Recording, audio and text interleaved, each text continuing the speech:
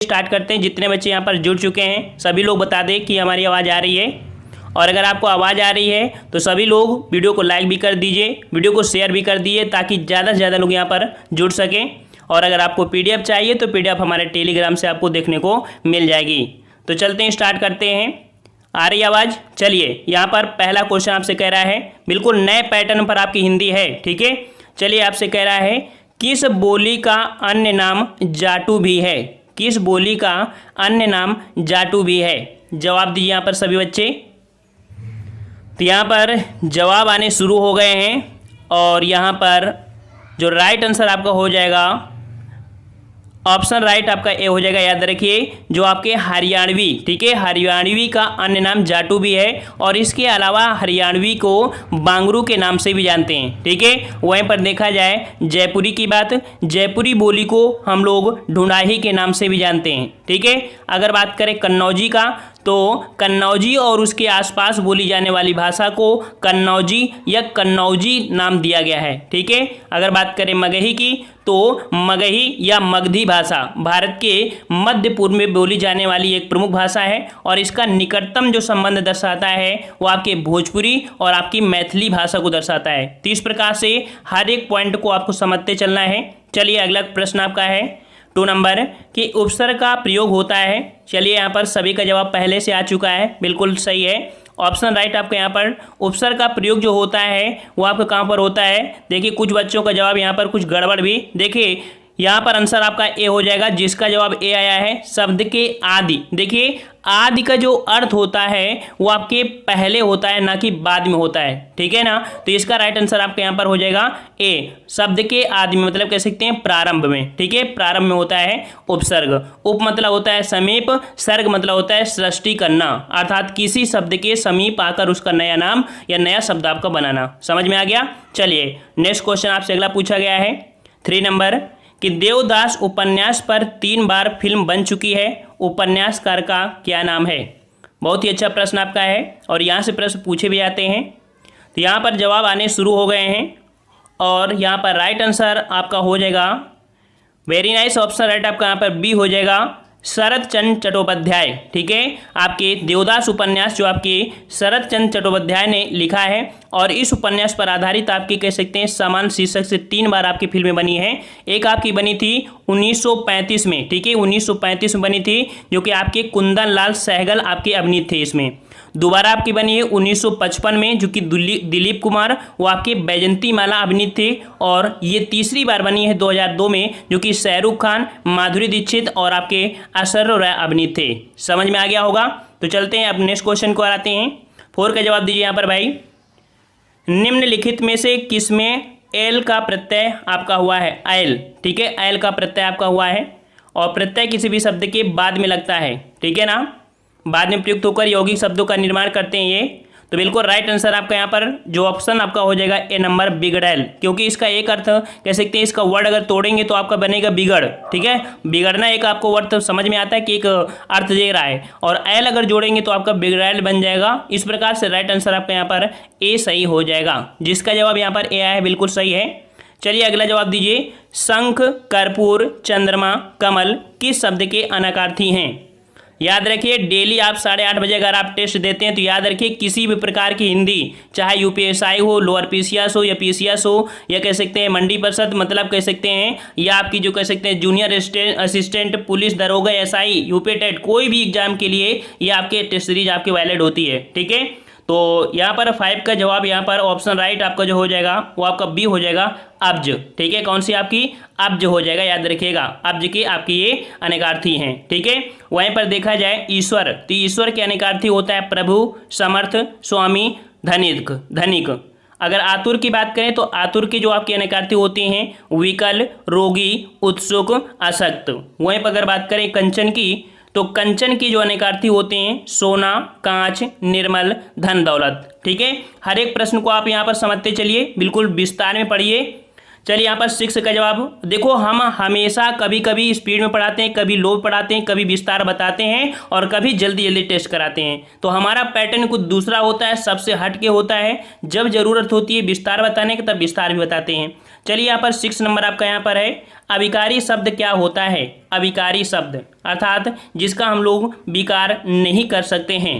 Very nice, option right यहाँ पर जवाब आने शुरू हो गए हैं, बिल्कुल सही है। ऑप्शन राइट आपके यहाँ पर सी हो जाएगा, अव्यय। ठीक है, याद रखिएगा कि जो अविकारी शब्द होते हैं आपके अव्यय होते हैं, जिनमें हम किसी प्रकार का परिवर्तन नहीं कर सकते। मान लो जैसे एक आपका होता है आगे, ठीक है, आगे, पीछे, ऊपर, नीचे, ये क्या है आपके? ये अव्यय हैं। ठीक है, इन्हें अविकारी शब्द कहते हैं। और अगर बात करें विकारी शब्द, तो विकारी शब्द की बात करें तो विकारी शब्द देखिए संज्ञा, सर्वनाम, विशेषण, क्रिया, ये आपके होते हैं विकारी, जिनका हम लोग कह सकते हैं विकार कर सकते हैं। अब क्वेश्चन ये पूछ सकता है कि अविकारी शब्दों के प्रकार कितने होते हैं? अविकारी, तो अविकारी के 4 भेद होते हैं मुख्यतः, जैसे क्रिया विशेषण, संबंध बोधक, समुच्चय बोधक और आपका विस्मयादि बोधक। समझ में आ गया? चलिए नेक्स्ट क्वेश्चन का आते हैं 7 नंबर, कि रिक्शा किस भाषा का शब्द है जो कि हिंदी में प्रचलित है? काफ़ी बच्चों के जवाब पहले से आ चुके हैं यहाँ पर। 7 का ऑप्शन राइट बताइए यहाँ पर, बिल्कुल सही जवाब यहाँ पर आ रहा है। 7 का ऑप्शन राइट आपका सी हो जाएगा, जापानी। ठीक है, रिक्शा कैसा शब्द है आपका? जापानी शब्द है। देखो जापानी शब्द के अन्य आपके भी प्रमुख आपके होते हैं, जैसे आपका सायोनारा। ठीक है, सायोनारा एक काफ़ी पूछा जाता है, सायोनारा कैसा है? तो आपका ये जापानी है। अगर बात करें अरबी, तो अरबी में आपके आते हैं अदालत, आदमी, किस्मत, किताब, कुर्सी, लिफाफा। ठीक है, अगर बात करें फारसी में, तो फारसी में आपके आते हैं आमदनी, उस्ताद, सरकार, हजार, तनख्वाह। अगर चीनी की बात करें तो चीनी से पोर्शन बनते हैं चाय, लीची, चीकू, चीनी इत्यादि। ठीक है, टेस्ट अभी धीमे से लगाएंगे, लेकिन जब हम आपसे टेस्ट लगवाएंगे तब थोड़ी स्पीड में रहेंगे। चलिए, लवण का तद्भव क्या होगा? लवण का तद्भव शब्द क्या होगा? तो यहाँ पर 8 का जवाब यहाँ पर आने शुरू हो गए हैं और बिल्कुल सही ऑप्शन राइट आपका ए हो जाएगा। लवण का तद्भव क्या होता है भाई? याद रखिए, जिसका जवाब ए आया वही सही है। लवण का तद्भव आपका नोन होता है, नोन होता है। ठीक है, नोन होता है। और यहाँ पर नमक जो है, नमक वो क्षार समानार्थी शब्द है। नमक इसका क्या है? नमक, क्षार, ये आपकी किसी की समानार्थी शब्द है। ठीक है, अच्छा यहाँ पर दिया है लवंग। लवंग आपका जो है इसका कह सकते हैं जो आपका तत्सम बनता है वो आपका लौंग बनता है। ठीक है, लौंग बनता है। हर एक प्रश्न को डिटेल से समझिए। अगला है नारियल शब्द का तत्सम क्या है? नारियल शब्द का तत्सम जवाब दीजिए यहाँ पर। 9 का ऑप्शन राइट भाई क्या हो जाएगा? तो बिल्कुल सही जवाब यहाँ पर आने शुरू हो गए हैं और 9 का ऑप्शन राइट बिल्कुल सही जवाब आ रहा है। ऑप्शन राइट आपका यहाँ पर ए हो जाएगा, नारिकेल होता है। याद रखिए, नारिकेल। काफ़ी बच्चे होते हैं नारिकेला लगा देते हैं, जो कि डी वाला है, जबकि गलत है, नारिकेल होता है। ऑप्शन राइट आपका ए सही हो जाएगा। चलिए 10 का जवाब दीजिए यहाँ पर, कि लड़के ने पुस्तक पढ़ी, वाक्य का काल बताइए। लड़के ने पुस्तक पढ़ी, इसमें आपसे कौन सा काल है भाई? कौन सा काल आपका है? तो यहाँ पर लड़के ने पुस्तक पढ़ी है, पढ़ी है। वाक्य में देखा जाए तो पढ़ी है, इसका मतलब कह सकते हैं कि क्रिया पूर्ण हो चुकी है। तो यहाँ पर आपका जो आंसर आपका पढ़ी है वर्तमान की है, अर्थात पूर्ण वर्तमान काल। ऑप्शन राइट आपका यहाँ पर बी हो जाएगा, पूर्ण वर्तमान काल है। ठीक है, शेष अगर देखा जाए तो यहाँ पर सामान्य वर्तमान काल। देखो सामान्य वर्तमान काल में उदाहरण जैसे आपको बता दें कि लड़का पुस्तक पढ़ता है, ये सामान्य हो जाएगा। अगर बात करें पूर्ण तो आपने पढ़ ही लिया है। ठीक है, अगर संदिग्ध की बात करें तो संदिग्ध में उदाहरण होता है लड़के ने पुस्तक पढ़ा होगा, मतलब अभी क्लियर नहीं है। और संभाव्य की बात करें तो संभव में शायद, मतलब जो संभाव्य होता है वहां पर आपका शायद शब्द आपको देखने को मिलता है। समझ में आ गया हो चारों प्रश्न? नेक्स्ट क्वेश्चन आपसे कह रहा है, निम्नलिखित में से भाववाच्य का उदाहरण कौन सा है? भाववाच्य का उदाहरण कौन सा है? तो यहाँ पर देखिए कौन सा है, चलिए जवाब दीजिए यहाँ पर। तो यहाँ पर जवाब आने आपके शुरू हो गए हैं और यहाँ पर देखिए जो आंसर आपका ए है, अब चला जाए, अब चला जाए, यहाँ पर आपका भाववाच्य। ठीक है, भाववाच्य। देखिए भाववाच्य जो होती है वो आपकी सदैव अकर्मक क्रिया होती है। ठीक है, भाववाच्य कैसी होती है? हमेशा अकर्मक क्रिया होती है। ठीक है, चलिए नेक्स्ट क्वेश्चन आपसे पूछा गया है 12 नंबर, कह रहा आपसे निम्नलिखित में से कौन मिश्र वाक्य का उदाहरण है? हमने आपको मिश्र वाक्य में कुछ आपके पॉइंट बताया था, जैसे कि, जो, क्योंकि, जितना, उतना, ऐसे वर्ड जो होते हैं आपके मिश्र वाक्य में होते हैं। तो यहाँ पर देखिए जो आपका आंसर राइट आपका 12 का हो जाएगा वो आपका हो जाएगा ऑप्शन राइट आपका ए, क्योंकि यहाँ पर आपका की आपका जुड़ा हुआ है, तो जिसका जवाब आपका ए आया है बिल्कुल सही है। ठीक है, ए बिल्कुल आपका सही है। देखो कह सकते हैं जो आपका मिश्र वाक्य है वहाँ पर आपके जो कंजंक्शन होते हैं वो आपकी की, जो, क्योंकि, जितना, है ना।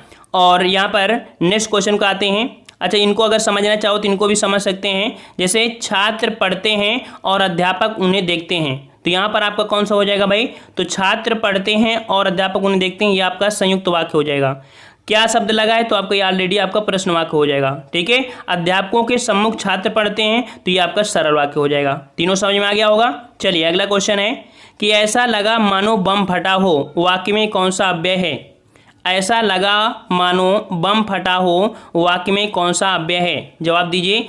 आपके 13 का ऑप्शन राइट आपका कौन सा हो जाएगा, ऐसा लगा मानो बम फटा हो, वाक्य में बिल्कुल सही जवाब है। यहाँ पर ऑप्शन राइट आपका ए हो जाएगा, स्वरूप बोधक। ठीक है, देखो मतलब कि वाक्य में स्वरूप बोधक अव्यय है, अर्थात यानी, मानो, ये जो अव्यय होते हैं तो अव्यय पहले उपवाक्य या वाक्यांश के अर्थ को अधिक स्पष्ट करने वाले होते हैं। ठीक है, तो यहाँ पर आपका आंसर राइट आपका ए हो जाएगा। चलिए अगला क्वेश्चन आपका पूछा गया है, सही वर्तनी शब्द का चयन कीजिए। सही वर्तनी शब्द का चयन करना है, तो 14 का ऑप्शन राइट आपका सही क्या हो जाएगा भाई, सही वर्तनी। तो यहाँ पर ऑप्शन राइट बिल्कुल सही जवाब, यहाँ पर जो आपका ऑप्शन राइट आपका यहाँ पर जो जवाब है आपका बी नंबर सही है, श्रृंगार। ठीक है, श्रृंगार आपका यहाँ पर बिल्कुल सही है। और देखा जाए तो औन्नति आपका दिया है। ठीक है, औन्नति, जबकि इसका औन्नति इस प्रकार नहीं होता, डबल ना नहीं होता है, इसका होता है अ व न ती, इस प्रकार से लिखते हैं। ठीक है, और अगर बात करें मुश्किल की, तो मुश्किल में आपका ये वाला सा होता है, जबकि इसमें आधा सा लगा है। मातृभूमि की बात करें तो मातृभूमि में इस प्रकार से ये ता होता है। ठीक है, मात्र जो ता होता है तो इस प्रकार के ता बना होता है। इस प्रकार से आपकी गलतियां थी। राइट आंसर का जिसका जवाब भी आया बिल्कुल सही है। अगला जवाब दिया है यहाँ पर, कौन सा जोड़ा समरूप भिन्नक है। ठीक है, प्रश्न आपको दिख नहीं रहा, हम आपको बता दे रहे हैं कौन सा जोड़ा समरूप भिन्नार्थक है। तो यहाँ पर देखिए 15 का जवाब अवधि अवधि, अवधि अवधि, ये समरूपी भिन्नार्थक शब्द का युग्म है।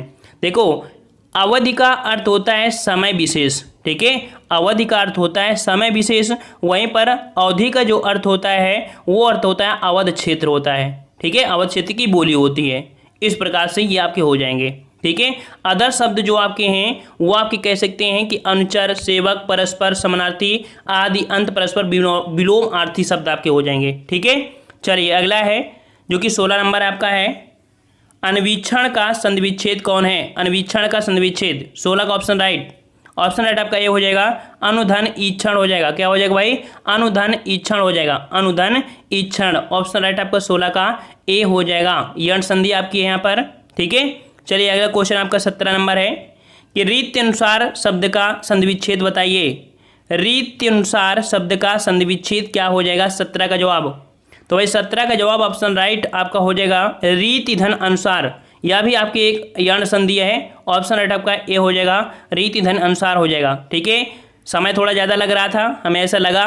चलिए अब थोड़ी स्पीड में रहेंगे कि नेताजी ने कहा था तुम मुझे खून दो मैं तुम्हें आज़ादी दूंगा, इस वाक्य में कौन सा चिन्ह लगा है। नेताजी ने कहा था तुम मुझे खून दो मैं तुम्हें आज़ादी दूंगा, यहाँ पर ये आपको दिख रहा होगा कौन सा वाक्य लगा है। 18 का जवाब, यहाँ पर जवाब आने शुरू हो गए हैं। और याद रखिएगा ये जो आपका है वो आपका है उद्धरण चिन्ह, वो भी कैसा, दोहरा उद्धरण चिन्ह। ठीक है, कभी कभी सिंगल इन्वर्टेड कामा होता है ना, और ये डबल भी आपका है, तो इस प्रकार के दोहरा उद्धरण चिन्ह से बोलते हैं। ऑप्शन राइट आपका यहाँ पर सी सही हो जाएगा। ठीक है, चलिए नेक्स्ट क्वेश्चन का आते हैं। क्वेश्चन आपसे अगला पूछा गया है, दूध का धुला होना मुहावरे का अर्थ। दूध का धुला होना मुहावरे का अर्थ क्या हो जाएगा, 19 का जवाब। तो भाई 19 का जवाब ऑप्शन राइट आपके यहाँ पर हो जाएगा निर्दोष होना। ठीक है, क्या हो जाएगा, निर्दोष होना, ये आपका कह सकते हैं इसका आपका अर्थ होता है। ठीक है, जिसका जवाब ए आया है बिल्कुल सही है। अगला जवाब है, कहाँ राजा भोज कहाँ गंगू तेली, लोकोक्ति का अर्थ होगा। कहाँ राजा भोज कहाँ गंगू तेली, लोकोक्ति का अर्थ बताइए यहाँ पर 20 का जवाब।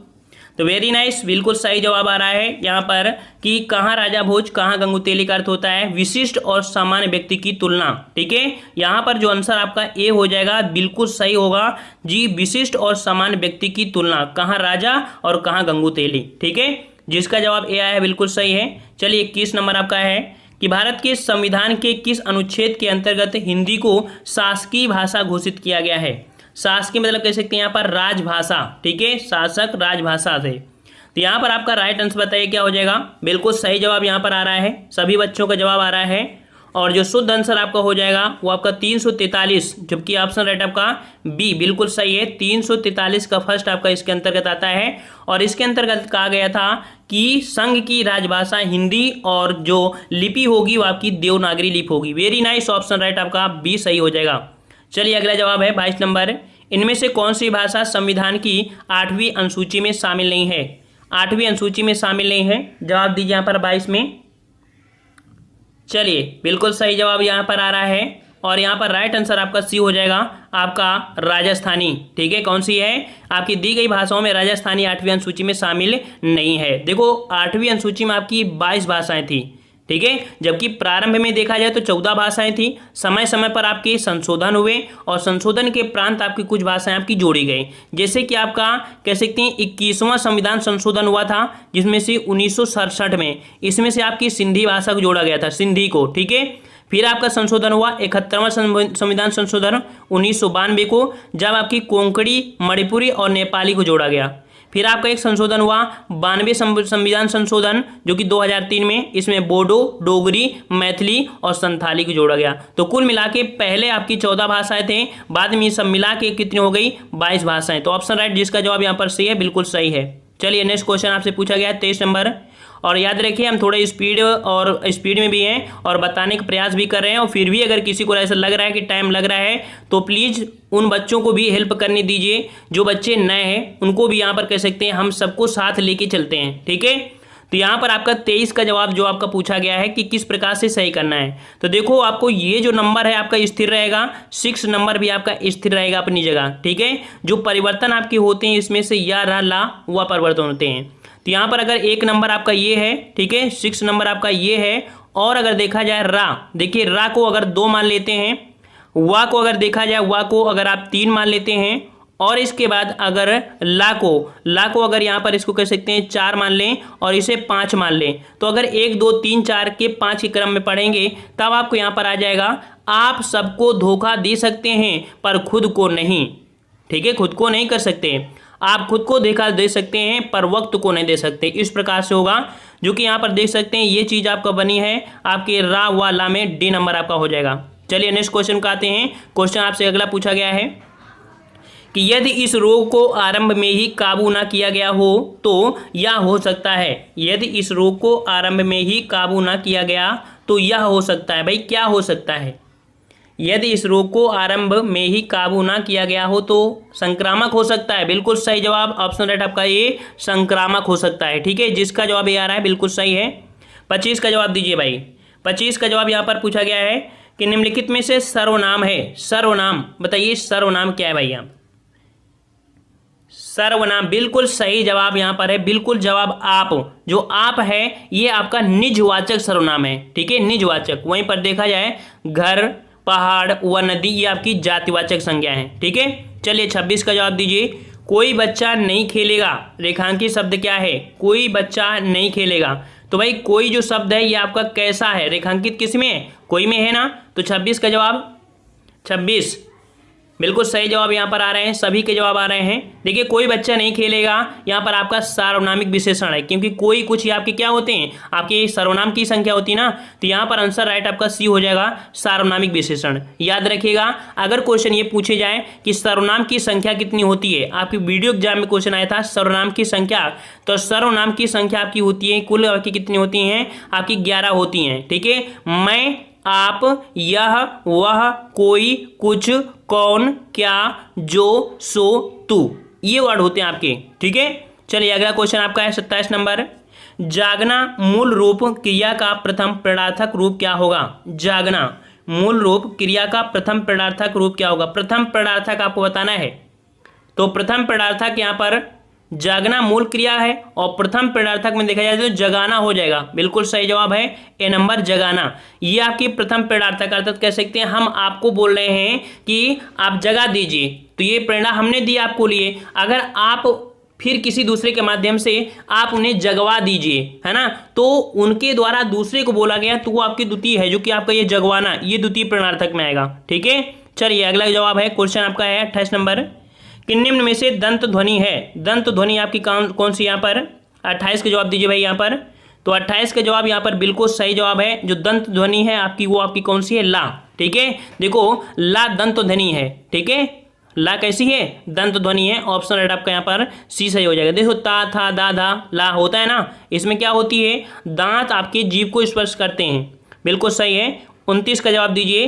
पार्श्विक व्यंजन कहलाता है। पार्श्विक व्यंजन कौन से होते हैं, ये भी क्वेश्चन आपके अभी हाल ही में जो पेपर हुआ था लोअर पीसीएस वहाँ पर आया था फर्स्ट शिफ्ट में। ठीक है, 1 तारीख को। तो यहाँ पर ला जो होता है आपका पार्श्विक व्यंजन है। बिल्कुल जवाब यहाँ पर ऑप्शन राइट आपका यहाँ पर हो जाएगा बी नंबर, पार्श्विक व्यंजन है। देखो ऐसे व्यंजन जिनके उच्चारण में हवा जीभ के पार्श्व बगल से निकल जाए पार्श्विक व्यंजन कहलाते हैं। ठीक है, अच्छा यहाँ पर अगर बात करें जो आपका या होता है, या आपका होता है अर्धस्वर, या और वाह ये आपके अर्धस्वर होते हैं। रा जो होता है उसे लुंठित बोलते हैं, और जो आपका जो सा है वो सा आपका होता है, कह सकते हैं कि आपकी मूर्धन्य में आ जाता है, ये कह सकते हैं ऊष्म व्यंजन आता है। ठीक है, आपके सा को ऊष्म व्यंजन बोलेंगे। 3 पॉइंट को याद रखिएगा।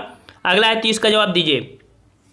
उत्थान शब्द का विलोम होता है। उत्थान शब्द, तो भाई उत्थान शब्द का विलोम हो जाएगा क्या, उत्थान का विलोम पतन हो जाएगा। ऑप्शन राइट आपका ए हो जाएगा, उत्थान का विलोम पतन हो जाएगा, पतन हो जाएगा। ठीक है, अगर बात करें ऊर्ध्व, तो ऊर्ध्व का विलोम अधर होता है। ठीक है, अधर होता है। ठीक है, अधर। अच्छा ध्रुव का विलोम, तो ध्रुव का विलोम आपका कह सकते हैं अस्थिर हो जाएगा। ठीक है, चलिए अगला जवाब दीजिए। सौम्य शब्द का विलोम, सौम्य शब्द का विलोम बताइए भाई। 31 का ऑप्शन राइट आपका क्या हो जाएगा, 31 का ऑप्शन राइट सौम्य का, तो भाई सौम्य शब्द का विलोम बिल्कुल सही जवाब है आपका बी हो जाएगा उग्र। ठीक है, सौम्य शब्द का विलोम उग्र होता है। ठीक है, और अगर बात करें सौभाग्य, तो सौभाग्य का जो आपका हो जाएगा दुर्भाग्य हो जाएगा। ठीक है, दुर्भाग्य। शत्रु की बात करें तो शत्रु का होता है आपका मित्र होता है। ठीक है, शत्रु का विलोम मित्र होता है। अगर बात करें दुराशय, तो दुराशय का जो आपका विलोम हो जाएगा वो सदाशय हो जाएगा, सदाशय। देखिए हम मानते हैं कि 60 प्रश्न में लगभग आपके 25 मिनट लगना चाहिए। जब आपको एक विकल्प देते हैं तब 25 लगता है, हम आपको लगभग चारों विकल्प बता रहे हैं तो भाई समय तो लगेगा। ठीक है, चलिए 32 का जवाब दीजिए। जो भाव मन में केवल अल्पकाल तक संचरण करते चले आते हैं उन्हें क्या कहते हैं। यहाँ पर काफ़ी बच्चों का जवाब पहले आ चुका है कि जो भाव मन में केवल अल्पकाल तक संचरण करते हैं उन्हें क्या कहते हैं। 32 का जवाब हो जाएगा बिल्कुल सही जवाब है। 32 का ऑप्शन राइट आपका ये हो जाएगा संचारी भाव। ठीक है, संचारी भाव की संख्या कितनी होती है, तो आपकी 33 होती है। कितनी होती है भैया, 33 होती है। चलिए अगला जवाब दीजिए। यहाँ पर दोहा के प्रथम चरण में कितनी मात्राएं होती हैं। बिल्कुल सिंपल क्वेश्चन, दोहा में बिल्कुल जवाब यहाँ पर आ रहे हैं। दोहा के प्रथम चरण में कितनी मात्राएं आपकी होती हैं, बिल्कुल सही जवाब यहाँ पर बिल्कुल सही जवाब है। ऑप्शन राइट आपका यहाँ पर हो जाएगा कौन सा, आपकी 13 मात्राएं। दोहा के प्रथम चरण में 13 मात्राएं। ठीक है, देखो पहले और तीसरे में 13 और दूसरे और आपके जो आपका चौथे में होते हैं आपकी 11 मात्राएं होती हैं। ठीक है, जिसका जवाब बी आया, सी आया, बिल्कुल सही है। अगला है 34 नंबर। 34 का जवाब दीजिए। मुदित मनोहर मानस देखा पंक्ति में देखो माँ वर्ण की आपकी अधिक बार आवृत्ति हो रही है ना। माँ शब्द है, माँ शब्द है, माँ शब्द है, और जब भी वर्ण है, और जब वर्ण की आवृत्ति बार बार होती है वहां पर अनुप्रास होता है। तो जिसका जवाब यहाँ पर बी आ रहा है बिल्कुल सही है, अनुप्रास अलंकार हो जाएगा, अनुप्रास अलंकार। ठीक है, समझ में आ गया। चलिए नेक्स्ट क्वेश्चन आते हैं। आपका दिया है शुद्ध वाक्य का चयन करना है भाई, शुद्ध वाक्य का चयन करिए। 35 का जवाब दीजिए भाई। शुद्ध वाक्य, प्रत्येक को 2 पुस्तकें दीजिए। यहाँ पर देखिए जो आपका 35 का बी है, प्रत्येक को 2 पुस्तकें दीजिए। प्रत्येक मतलब होता है सभी को, सभी प्रत्येक को मतलब कहते हैं हर एक को 2 पुस्तकें दे दीजिए, है ना, 2 पुस्तकें दीजिए। तो इस प्रकार से आपका हो जाएगा 2 पुस्तकें। हम बोलने को बोलते हैं लेकिन शुद्ध जो आपका होता है आपका ये होता है 2 पुस्तकें। बी नंबर आपका सही हो जाएगा। चलिए अगला जवाब दीजिए 36 नंबर। उसे अनुत्तीर्ण होने का संशय है। संशय होता है, क्या होता है, आशंका होती है। उसे अनुत्तीर्ण होने की आशंका है। यहाँ पर जो आपका देखिए शुद्ध ही वाक्य पूछा है। ठीक है, तो यहाँ पर आपकी आशंका जो आपका है वो आपका डी नंबर आपका हो जाएगा। 36 का ऑप्शन राइट आपका डी। अगला जवाब दीजिए। साधु शब्द का स्त्रीलिंग। साधु शब्द का स्त्री क्या हो जाएगा, स्त्रीलिंग। साधु शब्द का स्त्रीलिंग बिल्कुल सही जवाब है। साधु का होता है साध्वी। ऑप्शन राइट आपका ए हो जाएगा, साध्वी हो जाएगा। ठीक है, अगर बात करें यहाँ पर पुजारिन, पुजारिन, पुजारिन का पुजारी होता है ना, पुजारी, पुजारी का हो जाएगा पुजारिन, है ना। अच्छा, सन्यासी है, सन्यासी होता है ना, सुना होगा पुल्लिंग में, तो उसका आपका होता है सन्यासी का आपका स्त्रीलिंग सन्यासिनी हो गया, और भक्त का आपका भक्तिन हो गया। चलिए अगला जवाब दीजिए, सदा एक वचन में प्रयुक्त होने वाला शब्द कौन है? सदा एक वचन में प्रयुक्त होने वाला वर्ड बताइए। 38 का जवाब, तो 38 का जवाब यहाँ पर ऑप्शन राइट, बिल्कुल सही जवाब है। 38 का ऑप्शन राइट आपका सी हो जाएगा, सहायता। ठीक है, 38 का सी जवाब हो जाएगा, सहायता हमेशा एक वचन में प्रयुक्त होता है। ठीक है, जबकि पौधा, पुस्तक, लड़का लिंग वचन कारक के कारण बहुवचन में ही आपके प्रयुक्त होते हैं। तो यहाँ पर आंसर राइट आपका सी हो जाएगा, ये आपका हमेशा एक वचन में होता है। चलिए अगला जवाब दीजिए यहाँ पर हरिमोहन अपनी बहन को पुस्तक देता है। हरिमोहन अपनी बहन को पुस्तक देता है, यहाँ पर आपसे पूछा है कौन सा कारक है? बहन को पुस्तक देता है, यहाँ पर कौन सा कारक है? तो बिल्कुल सही जवाब यहाँ पर आ रहे हैं, बिल्कुल सही जवाब है 39 का ऑप्शन राइट आपका, यहाँ पर आपका 20 है हो जाएगा, संप्रदान कारक है। ठीक है, कौन सा आपका है? संप्रदान कारक है। ठीक है, देखो पुस्तक आपका मुख्य कर्म है और बहन आपकी गौड़ कर्म है। ठीक है, मुख्य कर्म क्रिया के निकट तथा कारक चिन्ह रहित होता है। चलिए यहाँ पर नेक्स्ट क्वेश्चन का आते हैं। क्वेश्चन आपसे अगला पूछा गया है कि सद्भावना शब्द में समास है। सद्भावना शब्द में कौन सा समास है? 40 का जवाब दीजिए यहाँ पर सभी बच्चे। सद्भावना शब्द में समास, 40 का ऑप्शन राइट, बिल्कुल सही जवाब है। सद्भावना में आपका जो ऑप्शन आपका हो जाएगा सी, कर्मधारय समास। ठीक है, शब्द में आपका कौन है? कर्मधारय समास। सत है जो भावना, क्या बोला जाता है? सत है जो भावना, उसे बोलते हैं सद्भावना बोलते हैं। ठीक है, तो ऑप्शन राइट आपका ये हो जाएगा।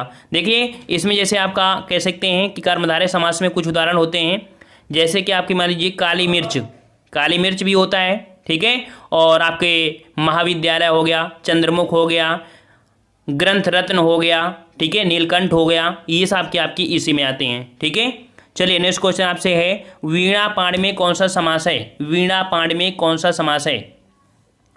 41 का जवाब दीजिए यहाँ पर सभी लोग। वीणा पाण, वीणा पाण किसे बोलते हैं? वीणा को धारण करने वाली माँ, अर्थात कौन सी होती हैं? सरस्वती माँ होती हैं। बिल्कुल जवाब है ऑप्शन आपका सी हो जाएगा, आपकी सरस्वती माँ हो जाएगा, जो कि बहुब्री समास आपका है। ठीक है, बहुब्री समास आपका है। चलिए नेक्स्ट क्वेश्चन को आते हैं। क्वेश्चन आपके यहाँ पर दिया 42 नंबर, जो कि गद्यांश है, और गद्यांश हम आपको बाद में यहाँ पर सॉल्व करा देंगे। यहाँ पर आपको कह सकते हैं कि जो आपके ये जो गद्यांश है आपको बाद में हम सॉल्व करा देंगे। चलिए अगला जवाब दीजिए आपका 45 नंबर। देवता शब्द का पर्यायवाची शब्द नहीं है। देवता का पर्यायवाची नहीं है, आपको बताना है। पर्यायवाची आप लोग रट लीजिए भाई। 45 का जवाब, तो भाई 45 का जवाब ऑप्शन राइट, बिल्कुल सही जवाब है। यहाँ पर देवता का पर्यायवाची नहीं है आपका सुधाकर। ठीक है, सुधाकर नहीं है, बल्कि यह चंद्रमा का पर्यायवाची है। ठीक है, पंचचंद्रमा का पर्यायवाची है। तो ठीक है, 45 से जवाब डी नंबर।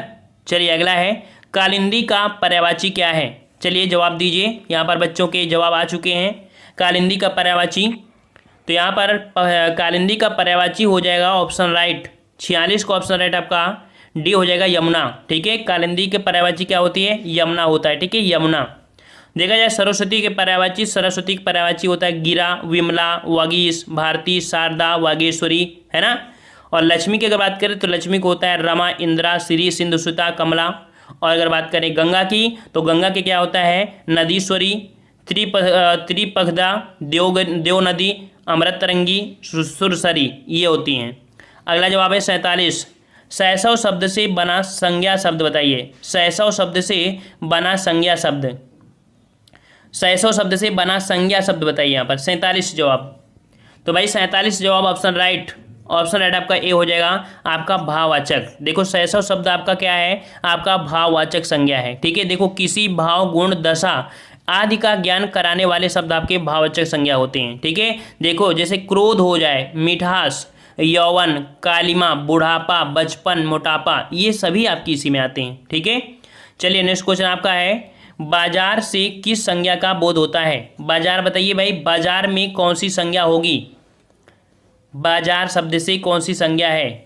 तो यहाँ पर जवाब आने शुरू हो गए हैं और राइट आंसर आपका बिल्कुल सही जवाब है, बिल्कुल सही जवाब बी नंबर आपका समूहवाचक संज्ञा का आपका बोध हो जाएगा। देखो, जिस शब्द से किसी वस्तु अथवा व्यक्ति के समूह का बोध हो उसे समूहवाचक संज्ञा कहते हैं। जैसे आपकी सभा हो या भीड़ हो या कुंज हो इत्यादि आपकी होती हैं। ठीक है, चलिए नेक्स्ट क्वेश्चन आपसे पूछा गया है, दिए गए वाक्यांश के लिए एक शब्द आपका चयन करना है। 49 का जवाब, पूरब और उत्तर के बीच का कोण क्या होता है? पूरब और उत्तर के बीच का कोण बताइए भाई, ये आपको पूछा है पूरब और उत्तर के बीच का कोण, तो 49 का ऑप्शन राइट आपका बी हो जाएगा। देखो, पूरब और उत्तर के बीच का कोण होता है ईशान। ठीक है, ईशान। और पूरब और दक्षिण, देखो ये वाला जो होता है इसे हम बोलते हैं आग्नेय बोलते हैं। ठीक है, और अगर बात करें उत्तर पश्चिम, तो उत्तर पश्चिम वाले को हम लोग क्या बोलते हैं? वायव्य बोलते हैं, वा या व्यय ये बोलते हैं। ठीक है, और बाकी जो आपका है ये आपका दक्षिण पश्चिम, तो इसे हम लोग क्या बोलते हैं? इसे बोलते हैं नैत्रस्य। ठीक है, नैत्रज्ञ, नैत्रत्य ऐसे बोलेंगे, नैत्रत्य इस प्रकार से बोलेंगे। ठीक है, चलिए अगला है कि जो वाणी द्वारा व्यक्त ना किया जा सके, जो वाणी द्वारा व्यक्त ना किया जा सके उसे क्या कहते हैं? 50 का जवाब दीजिए यहाँ पर। तो बिल्कुल जवाब यहाँ पर सही है, जो वाणी से व्यक्त ना किया जा सके उसे हम लोग बोलते हैं अनिर्वाचनीय। ठीक है, ऑप्शन आपका सी हो जाएगा अनिर्वाचनीय, जो वाणी द्वारा व्यक्त ना किया जा सके। ठीक है, अगर बात करें आत्म साक्षात्कार को क्या बोलेंगे? तो स्वयं के बारे में ज्ञान होना या जानना को बोलते हैं आत्म साक्षात्कार। ठीक है, अगर बात करें स्वानुभूत का मतलब, तो स्वानुभूत मतलब होता है किसी वस्तु का स्वतः अनुभूति करना, आपका स्वानुभूति कहलाता है। रहस्य की बात करें तो रहस्य होता है कि जो बात किसी को ना ज्ञात हो उसे बोलते हैं रहस्य। ठीक है, चलिए अगला है भारत भारती के रचनाकार। यहाँ पर जवाब आने शुरू हो गए हैं 91 के, और काफ़ी बच्चों ने पहले ही जवाब दे दिया है। बिल्कुल सही जवाब आया है, बिल्कुल सही जवाब ऑप्शन राइट आपका ए हो जाएगा। वेरी नाइस, ऑप्शन आपका ए हो जाएगा मैथिली शरण गुप्त। ठीक है, भारत भारती के रचनाकार आपके कौन है? मैथिली शरण गुप्त हैं। ठीक है, चलिए नेक्स्ट क्वेश्चन का आते हैं। क्वेश्चन आपसे अगला पूछा गया है कि आचार्य भरत मुनि ने अपने ग्रंथ नाट्य शास्त्र में कितने काव्य गुण माने हैं? जो आपके आचार्य भरत मुनि हैं उन्होंने अपने नाट्य शास्त्र में कितने काव्य गुण माने हैं? 52 का ऑप्शन राइट बताइए। तो 52 का जवाब हो जाएगा आपका सी नंबर आपके 10। कह सकते हैं भरत मुनि नाट्य शास्त्र में ग्रंथ में 10 काव्य गुणों को माना है। ठीक है, 10 काव्य गुणों को माना है। यहाँ पर देखो क्या दिया है, 10 काव्य गुण की बात कर रहा है, रस की बात नहीं कर रहा। रस की अगर बात करता तो रस होते हैं आपके 8, क्योंकि उन्होंने शांत रस को नहीं माना है। ये काव्य गुण है क्या? तो देखो काव्य गुण जो के होते हैं मुख्यतः देखा जाए तो ये आपके होते हैं माधुर्य, प्रसाद, लावण्य, अभिजाति, सौभाग्य, औचित्य, ये आपके होते हैं। ठीक है, तो इस प्रकार से आंसर राइट आपका, इसका जवाब आपका सी हो जाएगा। अगर भरत मुनि के आंसर आपका रस पूछ लेता कि रस कितने हैं तो आपको 8 बताना होता। कौन से? अर्थात कह सकते हैं कि आपकी जो शांत रस होता है उसको ऐड नहीं करते हैं। चलिए अगला जवाब दीजिए यहाँ पर, छुट्टी के लिए आवेदन पत्र किस प्रकार की पत्र श्रेणी में आएगा? 53 का जवाब दीजिए यहाँ पर। पत्र लेखन के भी सवाल आपके देखने को मिल रहे होंगे। छुट्टी के लिए आवेदन पत्र किस प्रकार की पत्र श्रेणी में है? चलिए यहाँ पर आपका जवाब जो आपका हो जाएगा, तो बिल्कुल 53 का जवाब हो जाएगा ऑप्शन राइट बी हो जाएगा, औपचारिक पत्र। ठीक है, औपचारिक पत्र ऐसे लोगों को लिखे जाते हैं जिनमें हमारा कोई निजी परिचय या व्यक्तिगत संबंध नहीं होता है। इनमें से औपचारिक तत्वों में देखा जाए आपके ये होते हैं। ठीक है, समझ में आ गया। अनौपचारिक में, तो अनौपचारिक जो होते हैं इस प्रकार का पत्र उन्हें लिखा जाता है जिनमें हमारा व्यक्तिगत संबंध होता है। ठीक है, जैसे मित्र हो गया, लोग या ये आपके निकट होते हैं। और व्यावसायिक पत्र में, तो व्यावसायिक पत्र में होते हैं जो कि व्यापारिक संबंध में आपके लिए होता है, व्यापारिक संबंध में। ठीक है, चलिए नेक्स्ट क्वेश्चन का आते हैं। क्वेश्चन आपका अगला है कि एक निबंध लिखते समय किस बात से बचना चाहिए? एक निबंध लिखते समय किस बात से बचना चाहिए? 54 का जवाब दीजिए यहाँ पर। 54, तो एक निबंध लिखते समय हमको जो बचना चाहिए वो आपके विरोधी भाषाओं से। ठीक है, विरोधाभास जो आपकी भाषाएं होती हैं इनसे बचना चाहिए, विरोधाभासी भाषाओं से। ठीक है, बातों से। सी नंबर आपका हो जाएगा। 55 का जवाब है कि निम्नलिखित में से सुंदर लेख के लिए पहली शर्त क्या है? निम्नलिखित में से सुंदर लेख के लिए पहली शर्त क्या है? 55 का जवाब, तो भाई 55 का जवाब ऑप्शन राइट आपका सी हो जाएगा, शुद्धता। कि निम्नलिखित में से सुंदर लेख की पहली शर्त आपकी क्या होती है? शुद्धता होती है, जिसका जवाब यहाँ पर सी है, बिल्कुल सही है। चलिए अगला जवाब है 56 नंबर कि डायरी लिखते समय निम्नलिखित में से किन बातों का ध्यान दिया जाना चाहिए? डायरी लिखते समय निम्नलिखित में से किन बातों का ध्यान दिया जाना चाहिए? 56 का जवाब दीजिए। तो यहाँ पर 56 का ऑप्शन राइट आपका क्या हो जाएगा भाई, जवाब दीजिए 56। तो 56 का ऑप्शन राइट आपका डी हो जाएगा, उपयुक्त सभी। ठीक है, डायरी लिखते समय तिथि दिन हस्ताक्षर करना, विवरण व संक्षिप्त होना, ये सभी होते हैं। बिल्कुल सही जवाब है डी नंबर। 57 का जवाब दीजिए कि निम्नलिखित शब्दों में से कौन सा शब्द योग रूढ़ है, कौन सा शब्द योग रूढ़ है, बताइए भाई। योग रूढ़ अर्थात बहुब्री आपका होगा, योग रूढ़ को हम बहुब्री बोलते हैं ना, बिल्कुल सही जवाब है। योग रूढ़ आपका हो जाएगा लंबोदर, क्योंकि लंबोदर हम लोग गणेश भगवान को बोलते हैं, लंबोदर। और अगर बोले पीताम्बर, नीलकंठ, इनमें सभी में क्या है आपका योग रूढ़ शब्द है, इनको हम लोग बहुब्री बोलते हैं। ठीक है, चलिए नेक्स्ट क्वेश्चन आते हैं 58 नंबर। योगाभ्यास में कौन सी संधि है, योगाभ्यास में कौन सी संधि है। तो योगाभ्यास में जो आपकी संधि है कौन सी भाई, बिल्कुल यहाँ पर जवाब आ रहे हैं योगाभ्यास में संधि। तो 58 का ऑप्शन राइट आपका ये हो जाएगा दीर्घ संधि। कौन सी आपकी है, योगाभ्यास में दीर्घ संधि है। ठीक है, आपका पहला क्वेश्चन पूछा गया है, हिंदी भाषा की कितनी विख्यात बोलियां हैं, हिंदी भाषा की कितनी विख्यात बोलियां हैं। सभी का जवाब साथ में आना चाहिए, बिल्कुल से साथ में, एक दूसरे की नकल कोई नहीं करेगा। और नंबर डाल लीजिए, इसके बाद ही जवाब दीजिएगा। ठीक है, 1 का सी, 2 का सी, इस प्रकार से आंसर आपको देना है। तो बिल्कुल सही है, सभी का जवाब बिल्कुल सही है। ऑप्शन राइट आपका 1 का सी हो जाएगा। आपकी 8 बोलियां हैं। ठीक है, 8 बोलियों में खड़ी बोली, ब्रज, कन्नौजी, अवधी, बुंदेली, बघेली, बांगरू, बांगरू कौन सी होती है, हरियाणवी, एवं आपकी छत्तीसगढ़ी, ये मिला के कुल मिला के आपकी जो होती हैं आपकी 8 बोलियां होती हैं। समझ में आ गया। चलिए आगे क्वेश्चन आते हैं। आगे क्वेश्चन आपका पूछा गया है, हिंदी भाषा का प्रथम प्रमाणिक ग्रंथ कौन सा है, हिंदी भाषा का प्रथम प्रमाणिक ग्रंथ कौन सा है, कौन सा है। यहाँ पर बिल्कुल सही जवाब है, ऑप्शन राइट आपका सी हो जाएगा पृथ्वीराज रासो। हिंदी भाषा का प्रथम प्रमाणिक ग्रंथ कौन सा है, ये आपका पृथ्वीराज रासो है। ठीक है, पृथ्वीराज रासो जो कि चंद बरदाई के द्वारा रचित किया गया है। ठीक है, समझ में आ गया। अच्छा, नेक्स्ट क्वेश्चन को आते हैं। क्वेश्चन आपसे अगला पूछा गया है कि निम्नलिखित में से कौन सा हिंदी साहित्य का काल विभाजन नहीं है, हिंदी साहित्य का काल विभाजन नहीं है। भाई किसका कौन सा विभाजन नहीं है, देखो आधुनिक युग में पढ़ा होगा, भक्ति काल भी पढ़ा है, रीत काल भी पढ़ा है। बिल्कुल राइट जवाब है आपका डी नंबर आपका हो जाएगा संयुक्त काल। ये कोई काल विभाजन आपका नहीं है। ठीक है, नहीं है ना, डी नंबर आपका बिल्कुल सही है। आगे क्वेश्चन को आते हैं, कह रहा आपसे क्रियापरक व्याकरणिक कोटि चिन्हित कीजिए, क्रियापरक व्याकरणिक कोटि चिन्हित कीजिए। इसका अर्थ आप समझ नहीं सकते हैं, हो सकता है काफ़ी बच्चे समझते हों।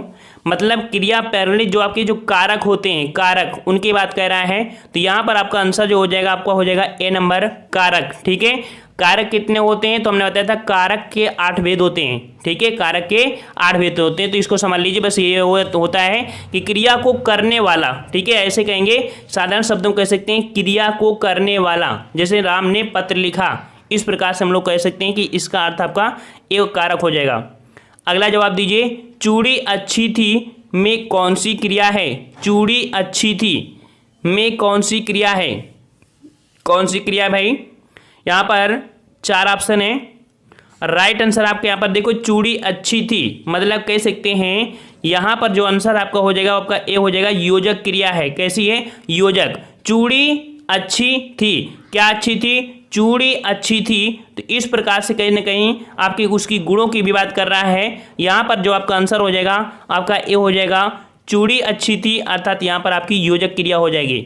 अगर आपको और डिटेल में समझना है तो आपको बता दें, जैसे मान लीजिए कि जैसे मान लीजिए सुनीता सुंदर है ना, वो उससे कहीं ना कहीं जुड़ी है। यहाँ पर ये 3 तो नहीं होंगे, ऑप्शन आपका ये योजक क्रिया आपकी हो जाएगी। चलिए अगला क्वेश्चन आपसे है, कह रहा आपसे मूल अकर्मक धातुओं के साथ प्रत्यय जोड़कर बनाई गई क्रिया धातुएं क्या कहलाती हैं, मूल अकर्मक धातुओं के साथ प्रत्यय जोड़कर बनाई गई क्रिया क्या कहलाती है। तो ये आपकी क्रिया क्या होती है, 6 का जवाब दीजिए भाई। तो यहाँ पर कह सकते हैं कि साध्विक सकर्मक धातु, ये कह सकते हैं सकर्मक, या ऐसे समझिए आप लोगों ने पढ़ा होगा। जैसे कि उदाहरण देते हैं कि हंसवाना, हंसना होता है हंस, ठीक है, हंस है। और अगर यहाँ पर क्रिया में कह सकते हैं प्रत्यय जोड़ दिया जाए, वाना जोड़ दिया जाए, हंसवाना हो जाएगा ना, हंसवाना, पिटवाना। तो कह सकते हैं ये प्रत्यय जोड़ा गया है मूल क्रिया में, ठीक है, मूल क्रिया में।